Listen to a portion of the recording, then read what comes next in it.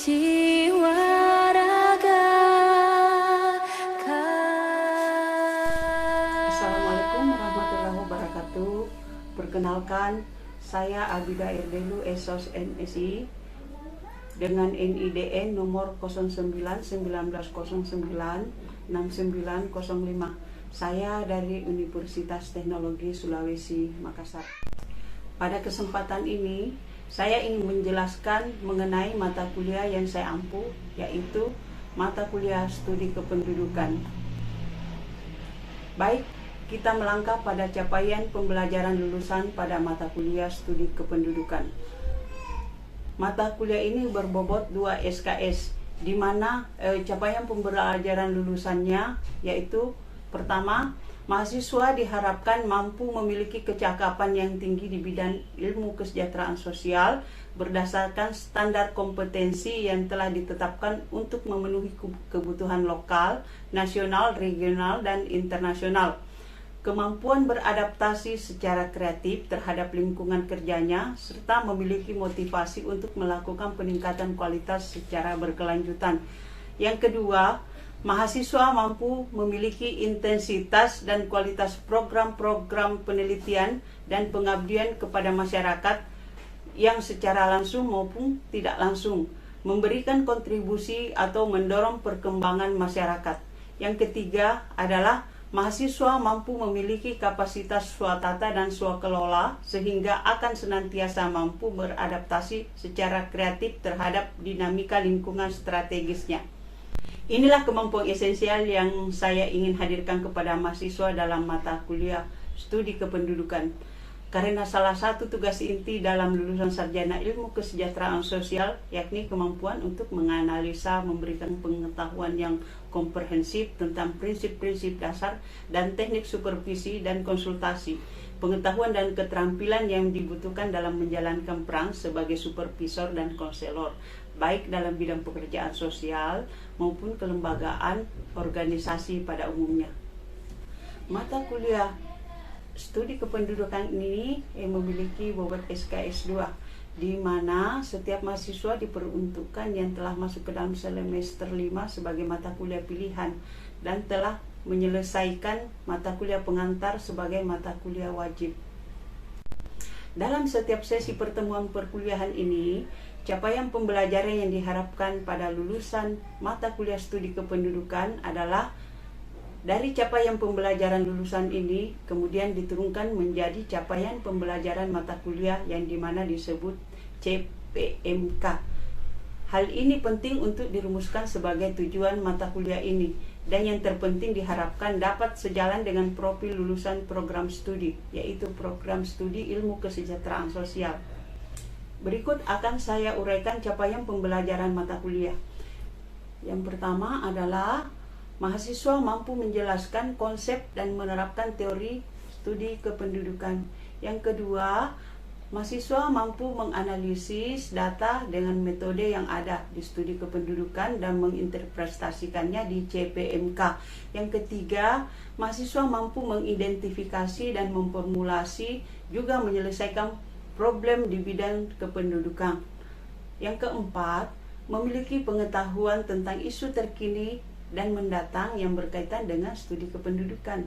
Yang kelima, mampu berkomunikasi secara efektif dan bekerja sama dalam tim yang interdisiplin dan multidisiplin. Yang keenam, memiliki tanggung jawab dan etika profesi. Yang ketujuh, mampu memotivasi diri untuk berpikir kreatif dan belajar sepanjang hayat.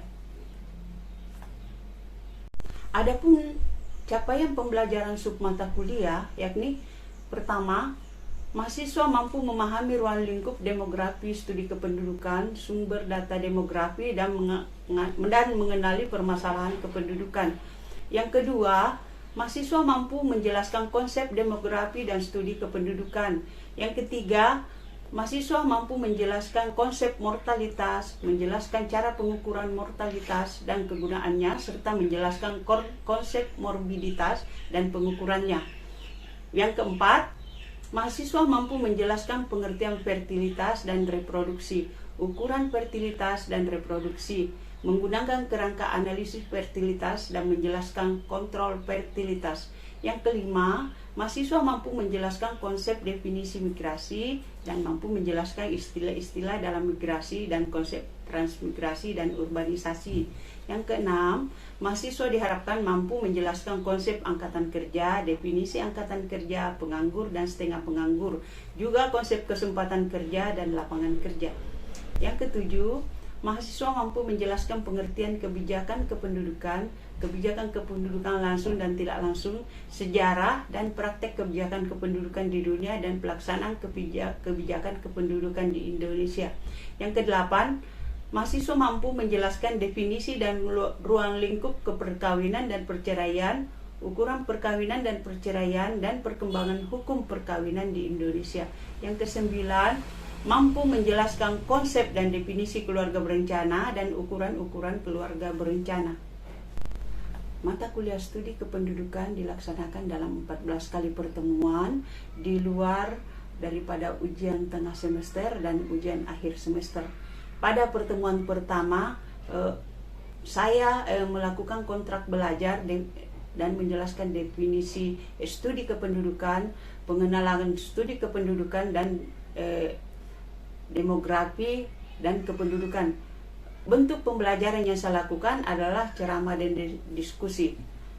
Terus pada pertemuan kedua, materi yang saya ajarkan adalah komposisi dan distribusi penduduk, di mana di dalamnya dibahas tentang ukuran kependudukan, komposisi penduduk, piramida penduduk, dan distribusi penduduk.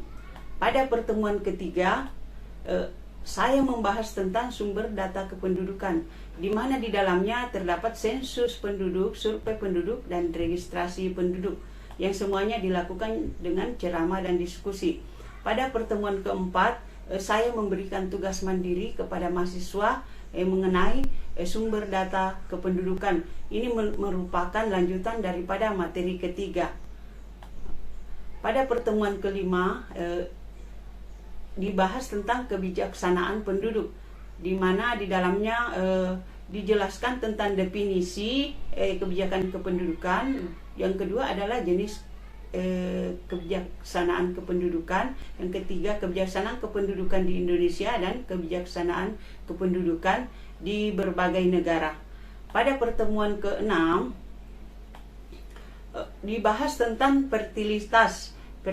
Yang pertama adalah konsep fertilitas, yang kedua fertilitas dan fekunditas, yang ketiga adalah angka kelahiran tahunan. Sedangkan pertemuan ke-7 adalah merupakan lanjutan daripada pertemuan ke-6, yaitu fertilitas, di mana pokok bahasannya adalah anak lahir hidup, anak lahir masih hidup, rasio dan anak perempuan, dan ukuran reproduksi. Nah, pada pertemuan ke-8 adalah ujian tengah semester. Nah, ujian tengah semester ini dilakukan untuk mereview kemampuan atau pemahaman mahasiswa tentang mata kuliah yang telah diajarkan. Yang ke-9, pada pertemuan ke-9 ini di pokok bahasanya adalah morbiditas, di mana di dalamnya diuraikan tentang konsep morbiditas, indikator morbiditas. Sedangkan pertemuan ke-10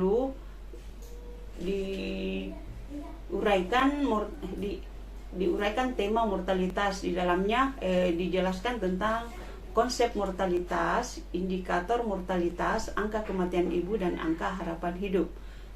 Pada pertemuan ke-11 adalah migrasi.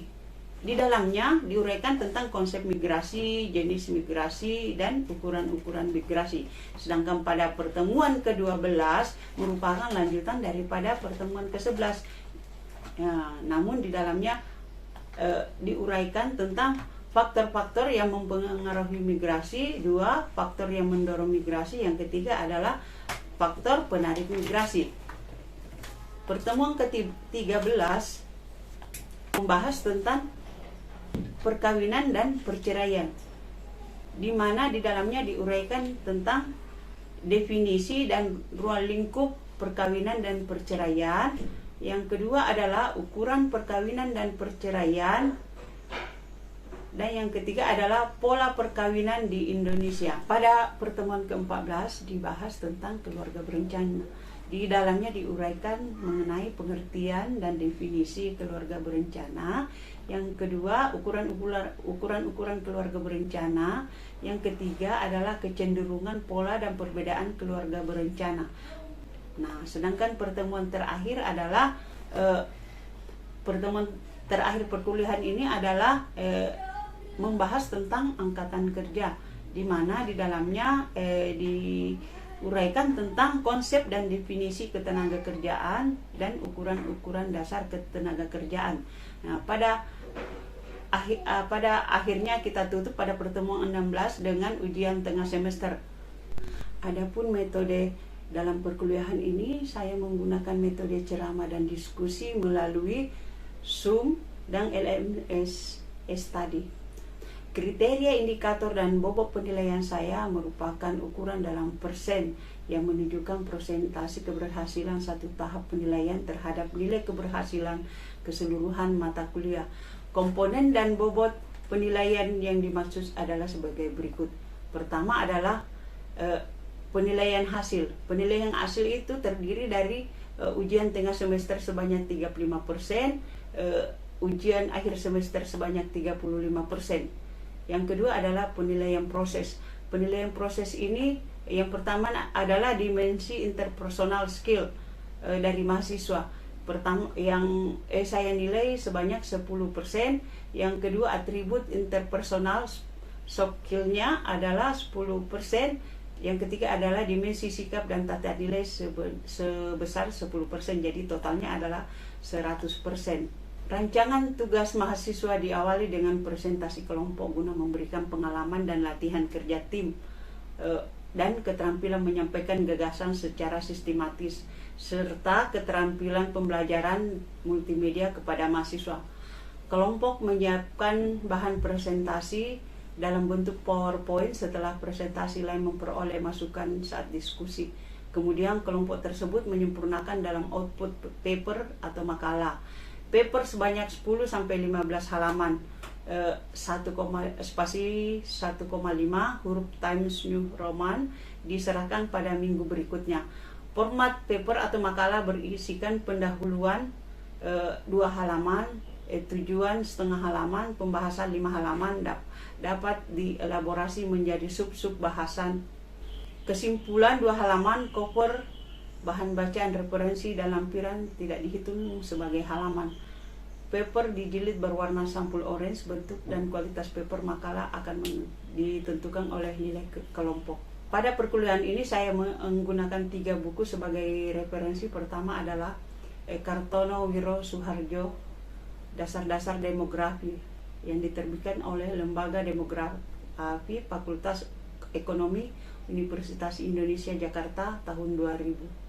Yang kedua adalah buku karangan Profesor Sri Murtiningsih Adi Utomo, PhD, Omas Bulan Samosir, PhD, edisi kedua Pustaka Pelajar, diterbitkan oleh Lembaga Demografi Fakultas Ekonomi Universitas Indonesia Jakarta tahun 2011. Yang ketiga adalah buku karangan Said Rusli, Pengantar Ilmu Kependudukan, cetakan ke-7.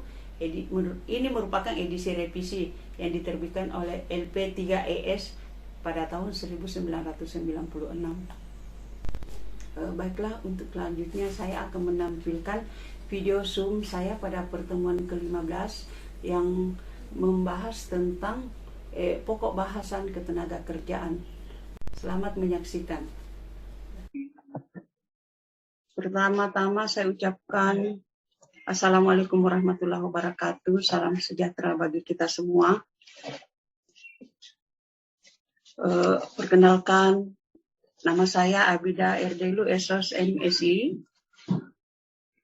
Pertemuan kali ini adalah pertemuan ke-14 dengan pokok bahasan angkatan kerja. Nah, pada pertemuan kali ini capaian mata kuliah yang diharapkan adalah mahasiswa mampu memahami konsep ketenaga kerjaan dan dapat menjelaskan pengertian ketenaga kerjaan.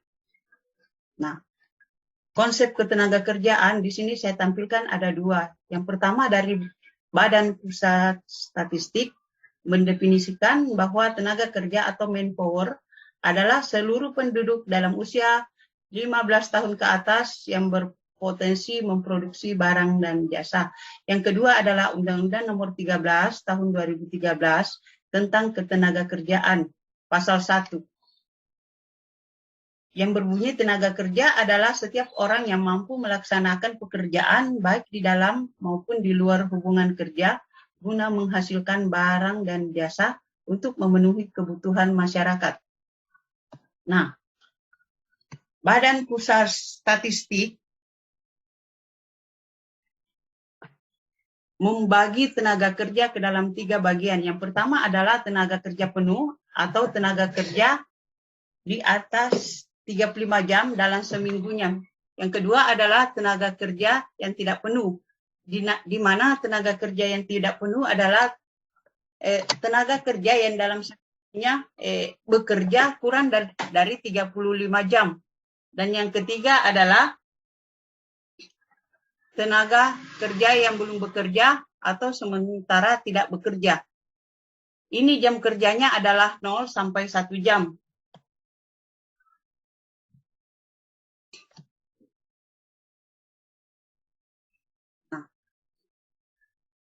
Tenaga kerja juga berarti tenaga kerja manusia, baik jasmaninya maupun rohani, yang digunakan dalam proses produksi yang disebut juga sebagai sumber daya manusia. Sitanggang dan Nahrawi memberikan ciri-ciri tenaga kerja antara lain adalah tenaga kerja umumnya tersedia di pasar tenaga kerja dan biasanya siap untuk digunakan dalam proses produksi barang dan jasa. Proses produksi barang biasanya berada pada pabrik-pabrik, sedangkan jasa adalah biasanya terdapat di travel atau penyedia jasa. Yang kedua adalah tenaga kerja yang terampil merupakan potensi sumber daya manusia yang sangat dibutuhkan pada setiap perusahaan untuk mencapai tujuan. Selanjutnya adalah golongan yang termasuk bukan angkatan kerja, ialah tenaga kerja atau penduduk dalam usia kerja dan tidak bekerja atau tidak mempunyai pekerjaan dan tidak sedang mencari pekerjaan, yakni orang-orang yang kegiatannya bersekolah seperti pelajar dan mahasiswa, ibu rumah tangga, serta yang menerima pendapatan bukan dari hasil tenaga atau jasanya, atau dia mendapat imbalan langsung seperti pensiunan penderita cacat yang mendapat sumbangan. Jenis-jenis angkatan kerja. Jenis angkatan kerja di sini terbagi 2. Yang pertama adalah yang bekerja maksimum. Yang bekerja maksimum di sini adalah pekerja penuh dan setengah pengangguran. Yang kedua adalah angkatan kerja berdasarkan pengangguran. Yang pertama pengangguran musiman, yang kedua pengangguran siklikal, yang ketiga pengangguran struktural, yang keempat pengangguran teknologi, dan yang kelima pengangguran karena kurangnya permintaan agregat. Sekarang saya membuka pertanyaan untuk teman-teman sebelum saya mengajukan pertanyaan. Dipersilahkan dua penanya. Silakan. Baik Bu, saya yang bertanya. Iya, silakan. Pertanyaan saya mengenai kategori tenaga kerja. Apa saja Bu ciri-ciri kategori tenaga kerja itu? Ya.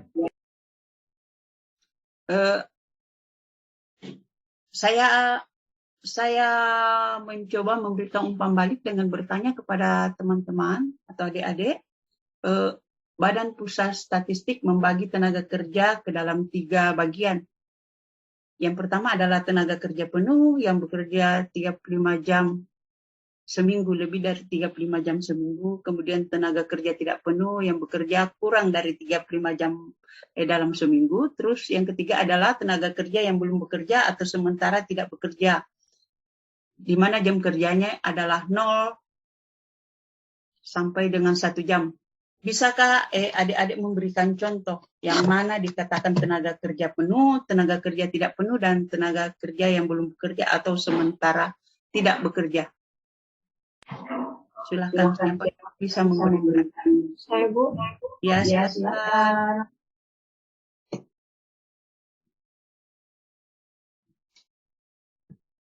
Baik, Bu. Untuk tenaga kerja penuh itu seperti perawat atau dokter, kemudian tenaga kerja setengah penuh itu seperti pegawai atau karyawan, dan tenaga yang kerja sementara tidak bekerja mungkin seperti sementara mencari kerja atau online seperti itu mungkin. Oh iya. Jawabannya tepat bahwa tenaga kerja penuh adalah tenaga kerja yang setiap saat bisa dimintai tenaganya atau jasanya untuk bekerja, untuk apabila diperlukan, seperti dokter, perawat dan sebagainya. Sedangkan tenaga kerja yang tidak penuh adalah tenaga kerja yang punya jadwal kerja seperti guru atau pegawai negeri. Sedangkan tenaga kerja yang belum bekerja atau sementara tidak bekerja adalah tenaga kerja yang tadinya bekerja tapi karena ada pengurangan tenaga kerja, dia mendapat pengurangan tenaga kerja dari tempatnya bekerja, jadi sementara ini mencari kerja. Nah, sekarang untuk minggu depan saya akan memberikan tugas kepada teman-teman, yaitu tugas mandiri.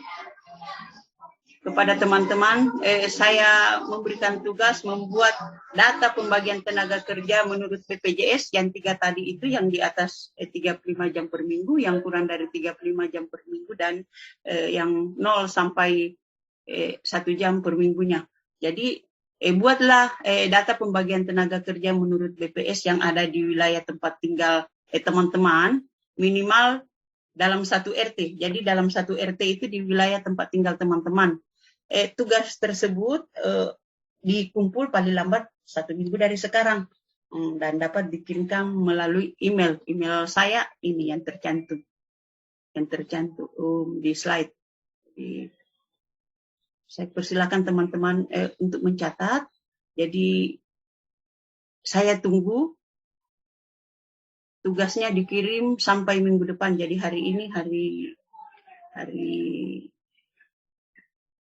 hari pertama, terus hari berikutnya 7 minggu 7 hari berikutnya.